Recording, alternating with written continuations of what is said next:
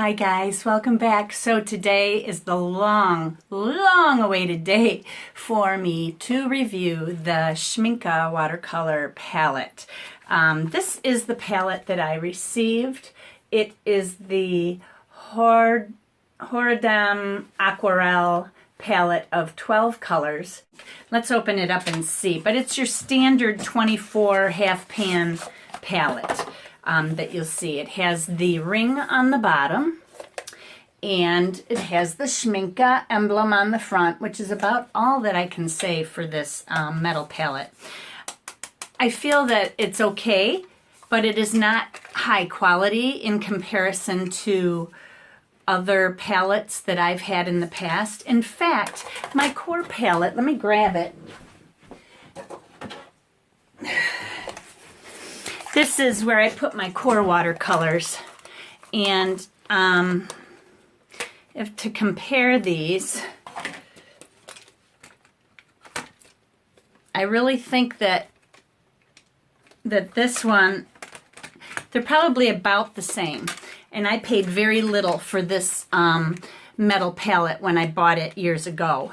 It's probably about 4 years old, but anyway. It doesn't have anything on the front. I think I got it at Cheap Joe's or something like that. But I hear there's another metal palette that is out there that is by American Journey or something like that, that is supposed to be really, really good. So anyway, this is what this palette looks like. The colors come individually wrapped in half pans. It comes with a little card teaching you how to use watercolor.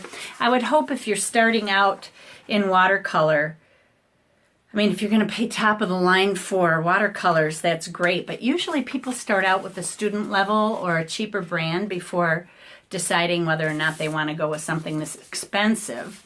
And I'm sure it's probably cheaper in Europe for those people who are buying watercolors there. Any European watercolors that we buy in the U.S. are going to cost us more money. And that's one of the reasons I just keep steering toward Daniel Smith. I get them quickly. Their color range is unmatched. There's no one. Maybe somebody can correct me if I'm wrong, but I believe from my research there is not one watercolor company that has more colors than available than Daniel Smith. And they have every kind of watercolor imaginable, from opaque, semi-opaque, or semi-transparent, transparent, granulating, non-granulating, staining, non-staining, you name it, they've got it. And I know the other brands do as well, but they don't make as many colors. So I really enjoy that about Daniel Smith. Now, the Schmincke watercolor palettes are highly pigmented, and we'll get into that in just a minute. But they do give you a little chart, and then they give you a chart on the other side so that you can fill up your other 12 if you want to buy 12 other Schmincke half pans to put in the other side of the palette. I'm not sure that I'll do that. I'll probably just put some Daniel Smith colors on the other side because I don't think that I will make Schmincke my regular go-to watercolor palette. I just love Daniel Smith. So, and it's a personal thing, so please don't jump all over me. I'm not giving a negative review on Schmincke. But the one negative thing I will say is that I ordered these from Society of All Artists before Christmas. It is almost March now, and I just got them the other day. They told me in multiple emails the same thing happened with this palette. The first time it was 5.5 weeks and it came broken into little shards of glass, and I sent it back without opening it because you could hear it just like breaking up inside. They sent me a new one out and I received it within 4 days. I received text messages saying to stay home to sign for it.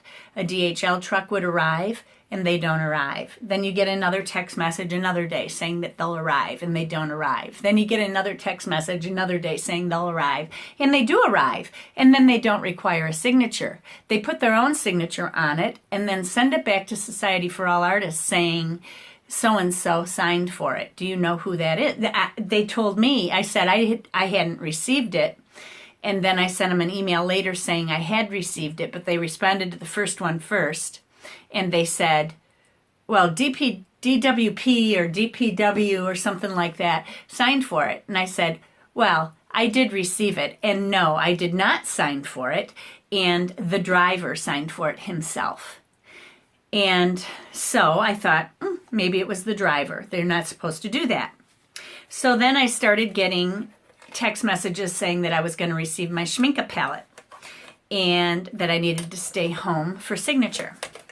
And I told them that I couldn't be there in the morning, but I thought I'll take my chances because the DHL trucks don't come around to my neighborhood. Well, when they do, it's rare. A DHL truck is like a FedEx truck that does international orders.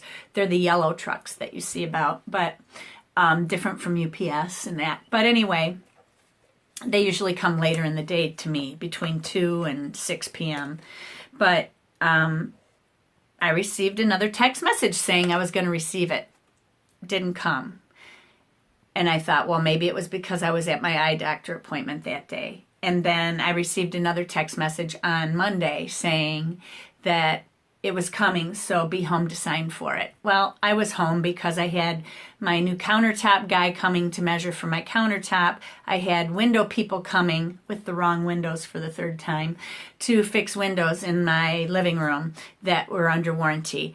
And so I was there all day.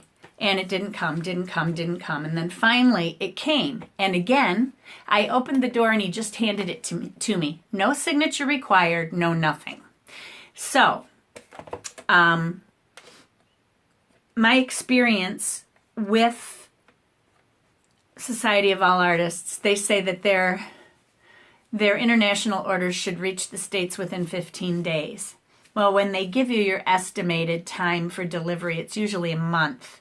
And I think, well, if it's going to average 15 days, then 15 business days, why do you give it a month of business days? You know, that just doesn't make sense. And she said, oh, well, that was something random that happened, or I don't know if it was a she or a he. And I said, well, okay, but it's happening again. I have another thing that's been out there that I haven't received, this palette. And they said, well, that's strange. Would you like us to resend it? And I'm like, well, yeah, I'd like you to resend it, but I'd like it to come before summer, you know? And I was getting really angry at that point. So I received it within 4 days again. Now, granted, they probably had to pay higher shipping out of their pocket in order to get that to happen, but I just will never order from them again. Somebody recommended them to me, telling me that they're just terrific. Well, maybe they are terrific for those of you who live in the UK, but not for those of us in the States. I've had other viewers complain to me also that they as well had problems receiving orders from Society for All Artists. So, or SAA, you might see. They sell on Amazon. They sell off of their website. So just be careful out there. If you live in the US or Canada, you're going to wait a long, long time. And chances are your package won't arrive at all. And, you know, if it was a one-time thing, I get it. But I think that was the third time I had ordered from them. The first time I waited and waited, and it was about 6 weeks. And then the second and third time I had problems.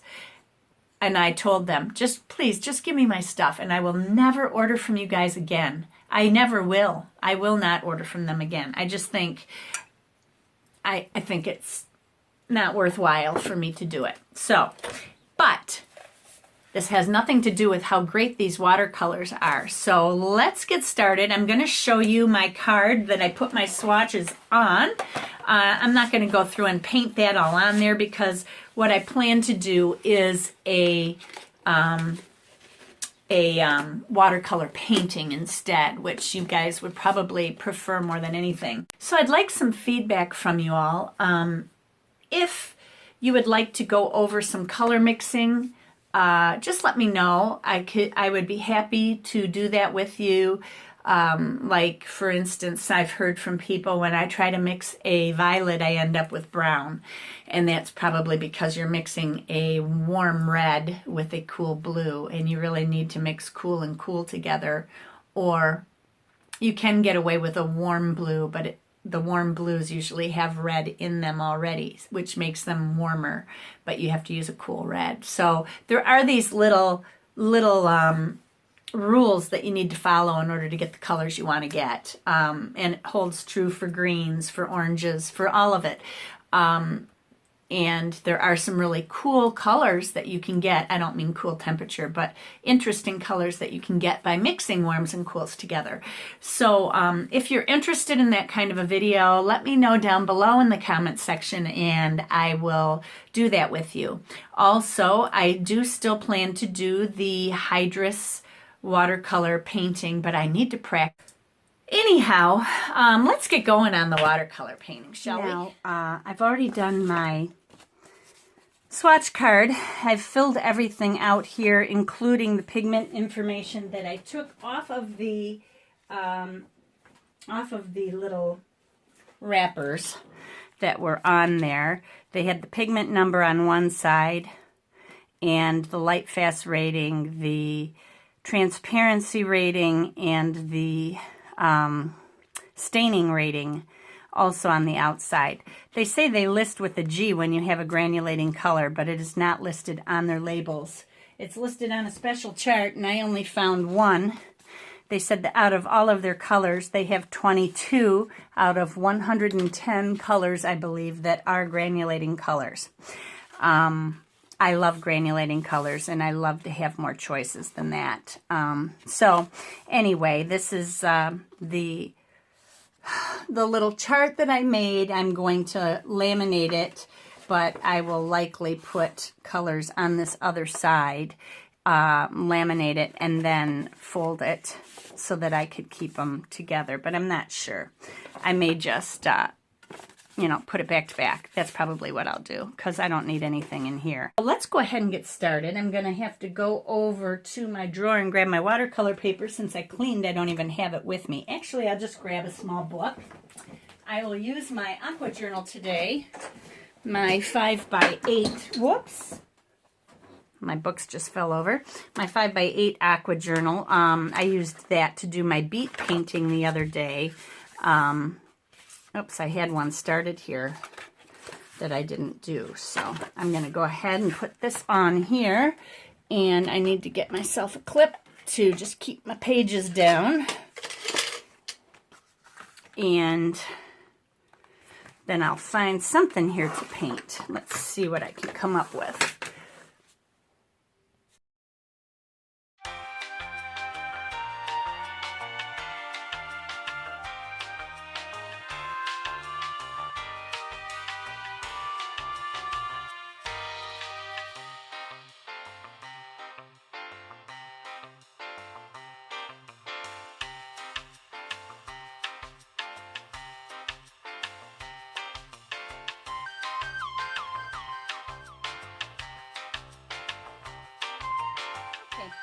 So here's my little quickie painting of some weird colored poppies, some purple poppies.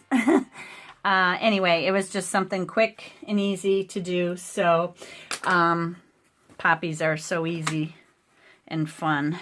I also went over this palette with a magic eraser, and still it wants to beat up. So I'm hopeful that over time it'll stop, but I don't even know where I put it now. I have been told that several people have cut themselves on these palettes, including somebody told me just recently the Spin Doctor was doing a review on these and made comments as well about how cheap this metal palette is. It's disappointing when you spend so much money on a high quality paint set to have this be so flimsy, and this inset is very sharp on the edges. These inner edges, you can see my fingers catch on them,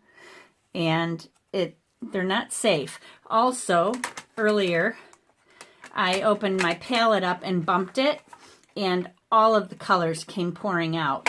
If I try to bend these in any further, what happens is that all of it lifts the bottom of the palette and bends the whole thing, no matter how I try to do it.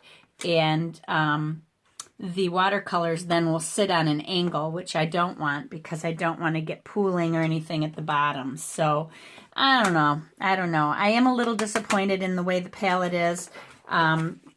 These sit fairly straight though. If you can see on my angle, they're sitting pretty straight. This one slopes a little bit, this one slopes a little bit, but it's not too bad. Although I do see that I have an arch in this. And I don't know why that is, but anyhow, I do see a little bit of staining already too on the enamel, but it's not too bad. So that's it for my review. The watercolors themselves are very well pigmented. I used in my mixture here, I used my Cool Red, which was carmine, to make my purples. I rather use pinks like quinacridones, like a quinacridone pink or something like that, to or rose or something to make my violets with, because they do tend to get very red looking. But these turned out okay. And it's just a matter of getting used to using those colors in the palette. And I got little speckles all over my next page. So that's it for this video, everyone. Be courageous, paint with wild abandon, and most of all, you guys, be kind to each other. Everybody have a great day, and God bless. Bye-bye.